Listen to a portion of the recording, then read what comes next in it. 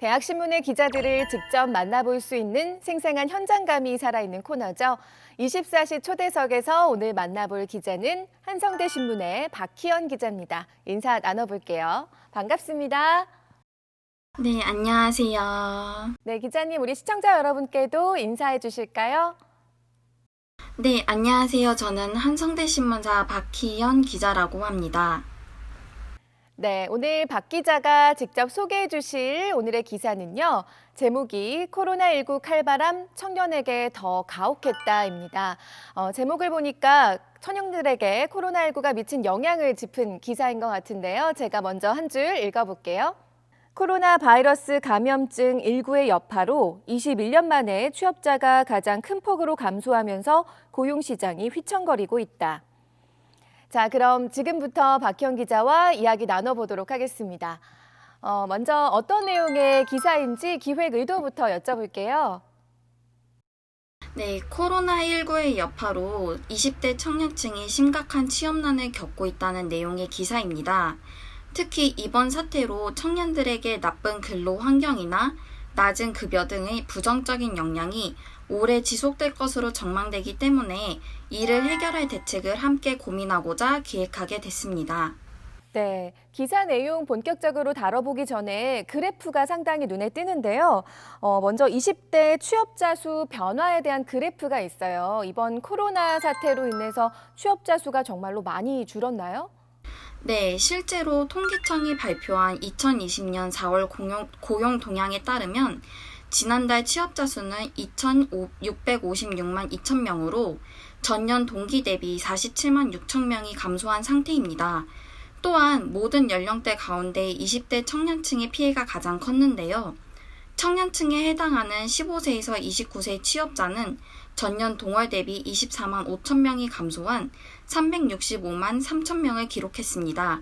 고용률 역시 1년 전보다 2%포인트 감소한 40.9%를 기록했습니다. 이는 취업자 관련 통계를 작성한 1999년 이후에 역대 최저치라고 볼 수 있습니다. 네, 그 옆을 보니까 연령별 연체일 증감률이라는 그래프도 보이는데요. 여기서 말하는 연체는 대출금 연체를 말하는 건가요? 네, 대출금 연체를 의미합니다.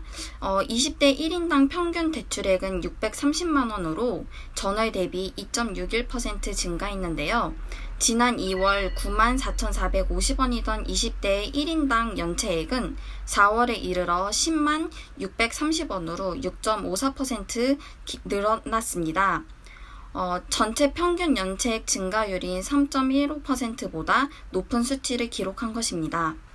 네, 그럼 다른 연령층보다도 이렇게 청년들의 대출액이나 연체액이 더 크게 늘어난 이유는 뭐라고 보세요?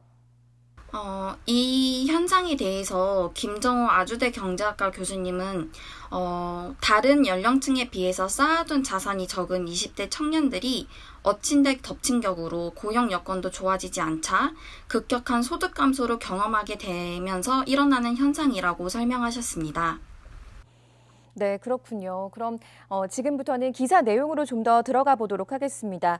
20대 취업자 수가 크게 줄었다, 역대 최저치다 말씀을 해주셨는데 전체 연령의 취업자 수 변화와도 좀 비교를 해봐야 될 것 같거든요. 20대의 변화폭이 더 큰 건가요? 네, 실제로 20대는 다른 연령대에 비해서 인구가 적다는 것을 감안하면은 한층 더 심각한 상황임을 알 수 있습니다. 취업자 증감을 연령대별로 보게 된다면 40대와 30대는 18만 명 정도를 감소를 했는데요. 20대는 13만 명이 줄어든 상태입니다. 네, 이렇게 취업자 수가 큰 폭으로 감소를 했다면 다시 말해서 실직이나 무직 상태에 있는 청년들의 수가 많아졌다라고도 우리가 볼 수 있는데 수치상으로는 어떤가요? 네, 실제로 찾아본 결과 15세에서 29세 사이의 청년층의 5월 실업자 수는 42만 6천 명으로 10.3%포인트였습니다. 기사 속에서 4월 실업률보다 훨씬 더 높아진 상태인데요. 또한 아르바이트 등을 하면서 안정된 일자리를 찾는 시간 관련 추가 취업 가능자가 16만 명, 취업을 희망하지만 구직 활동을 하지 않아 실업자에 포함되지 않는 잠재 경제 활동 인구가 69만 명에 달했습니다. 이는 공식 실업자의 2배에 달하는 청년들이 잠재 실업 상태임을 알 수 있습니다. 네, 이렇게 취업자 수는 줄고 또 실직자도 늘어나고 이런 현상을 어떻게 바라보고 있는지 전문가의 견해 직접 들어보셨죠? 네. 이 의견에 대해서 송일호 동국대학교 경제학과 교수님은 이 현상을 실망 노동자 효과를 통해서 설명을 하셨는데요. 경기가 나빠지면 노동자가 구직 활동을 포기하고 진학 등의 다른 경로를 선택하는 것을 실망 노동자 효과라고 말합니다. 이게 발생을 하게 되면 잠재 경제 활동 인구 등 실직, 무직 상태의 인구가 크게 늘어났다는 것을 의미하며 이는 경기가 나쁘다는 것을 또 대변하고 있는데요. 결국에 경기 침체로 일자리가 줄어 취업 가능성이 낮다고 판단한 청년층들이 구직 활동에 나서지 않는다는 것을 의미하게 됩니다. 네, 기사의 중반 부분을 보니까 확장 실업률이라는 용어가 등장을 하는데 이거는 어떤 개념인지 자세하게 전해주세요. 네. 현재 통계청의 실업률은 그저 실업자 수만 포함하고 있기 때문에 사람들이 체감하는 실업자 수와는 거리가 좀 있습니다. 그래서 이를 보완하기 위해서 통계청이 낸 지표가 바로 확장 실업률인데요. 확장 실업률은 실업자에 더해서 방금 제가 설명드린 시간 관련 추가 취업 가능자와 잠재 경제 활동 인구를 포함한다는 점에서 다른 공식 실업률보다 더 현실적인 고용 상황을 설명해주고 있습니다. 그래서 현재 청년층의 확장 실업률은 지난 4월 26.6%로 전년 동월 대비 1.4%포인트 증가해서 2015년 이후에 가장 높았습니다. 네, 이게 더 큰 문제인 거는 코로나가 일시적인 상황이 아니라 앞으로 계속해서 장기화될 것으로 보인다는 게 큰 문제인데 이런 상황이 정말로 계속된다면 어떤 사회적 문제가 발생할까요? 우선 가장 큰 문제로 청년의 인적 자본 가치의 하락입니다. 여기서 인적 자본 가치란 사람들이 낼 수 있는 생산력이나 어떤 경제 활동을 의미를 하는데요. 김정호 교수님은 취업 시기가 1년 늦어지면 향후 10년 동안 청년의 임금이 4%에서 8% 사이로 감소할 것으로 추정된다며 향후 50여 년간 우리나라의 고령 인구 비율이 급속하게 늘어날 것이기 때문에 청년층의 장기 소득 감소는 경제에도 큰 악영향을 미칠 것으로 분석하셨습니다. 네, 이 문제에 대해서 정부 차원에서도 여러 가지로 주시를 하고 있을 것 같은데 지금 어떤 대책들이 마련되고 있나요? 현재 정부에서는 준장년층 대상이었던 공공부문 일자리를 청년층까지 확대해서 제공할 예정인데요. 공공 일자리, 직접 일자리 등 민간 일자리 15만 개를 창출해서 시행할 것으로 보입니다.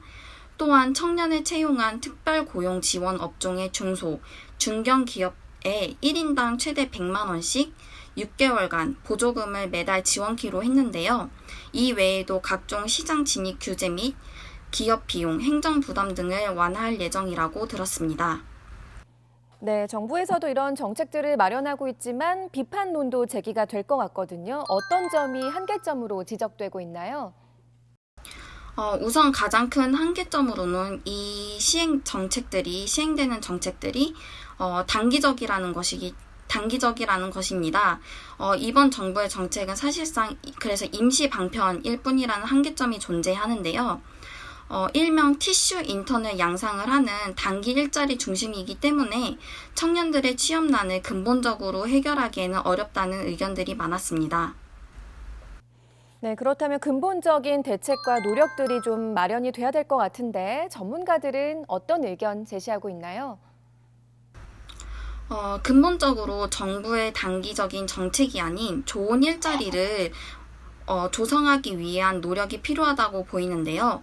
기업들이 좋은 일자리를 제공할 수 있는 경제 생태계를 조성해야 한다는 것입니다. 이를 위해서는 김정우 교수님은 대기업과 중소기업의 상생 협력을 할 수 있는 제도를 구축해야 한다고 말씀하셨고, 또한 정규직과 비정규직의 고용 수준 차이를 줄여서 노동시장의 이중 구조를 완화해야 한다고 전했습니다. 네, 이렇게 지금 기사 내용 나누면서 생각보다 이 취업적인 문제가 훨씬 더 심각하다라는 생각이 들었는데요. 박기현 기자에게도 질문을 드리고 싶어요. 이 기사를 취재하면서 정말로 하고 싶었던 이야기는 어떤 부분이었나요? 사실 코로나19의 여파로 이제 사회에 진출해야 할 청년들이 큰 어려움을 겪고 있습니다. 이 취업난의 문제는 다른 문제들보다 당장에 제가 겪을 수도 있는 문제이고 혹은 저희 주변 친구들도 겪을 수 있는 가장 현실적인 문제라고 생각이 들었는데요. 그렇기 때문에 보다 많은 사람들이 이 문제에 대해서 좀 더 공감하고 청년의 현실에 직면을 해서 이런 문제에 대해서 함께 고민하고 더 나은 해결책을 찾길 바라는 마음으로 이 기사를 취재했던 것 같습니다.